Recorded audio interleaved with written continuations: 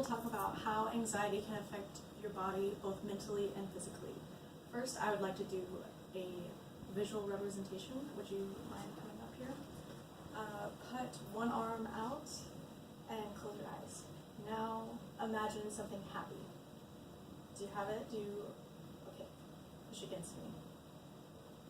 Okay, now when was the last time you were stressed? 30 minutes ago. Okay, imagine that stress, and then whenever you feel my touch, push against me again.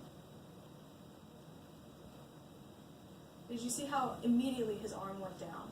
Even though it wasn't in the moment, anxiety can affect you in ways that you do not see. And many people are aware of their physical health, but not their mental health. So today I will be talking about what anxiety is and different types of it, how it can affect your physical health, and treatment options.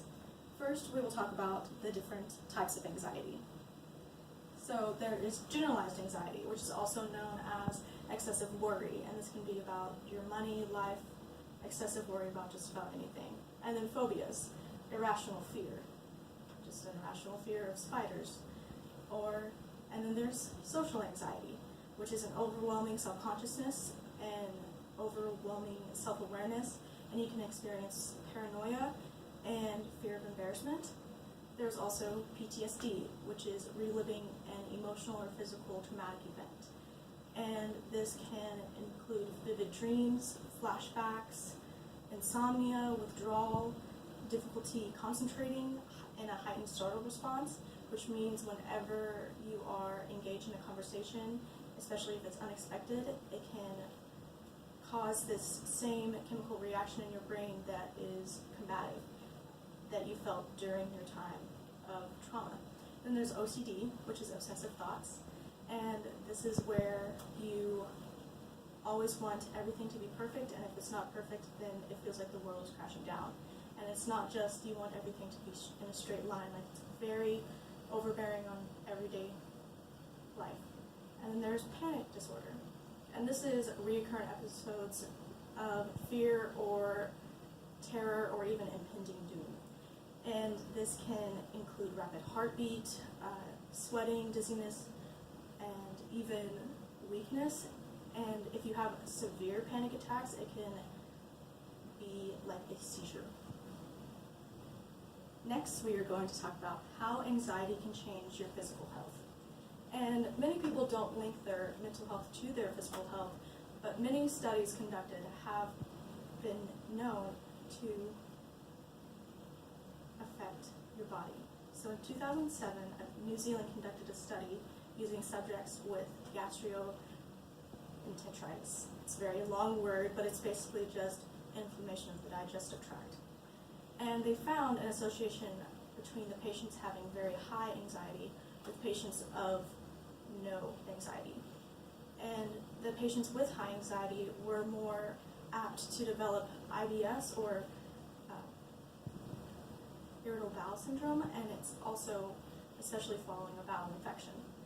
And not only that, it can cause chronic respiratory problems. In several studies involving COPD patients, anxiety has been associated with more frequent hospitalization. It has also had more severe effects on the person, so severe distress on the lungs and every aspect of the lungs.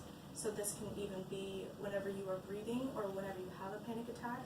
It can cause a more severe panic attack because you cannot breathe. So, and because of this, COPD can develop.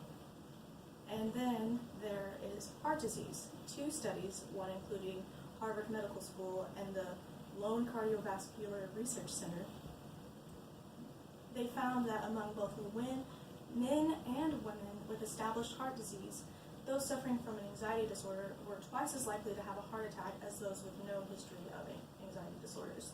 And they were also twice as likely to be hospitalized before their heart condition. Now that we have talked about the physical effects of anxiety, we will talk about different treatment options to ease anxiety. Of course, the most common and most recommended therapy is a professional help. So this would include a psychologist, psychiatrist. In Harvard Medical, anxiety.org, APAA.org, they all recommended therapy as your number one option. But due to your anxiety, it can be very hard to see a therapist, and you can feel as if you are causing more problems. And in this case, you would want to look more towards the self-help route of therapy. So to ease your anxiety, this can be painting, writing, even exercise. Even though it causes anxiety, it can actually help your anxiety because it releases chemicals in your brain that help combat the chemicals released when you feel anxious. So think of cortisol as like the worst chemical that can be released. This is the chemical that is released when you feel anxiety.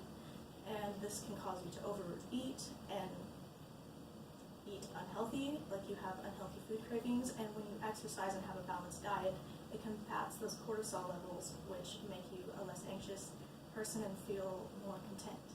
And then painting and writing stimulate the right side of the brain, your creative side, where you feel happy and it's almost like a release.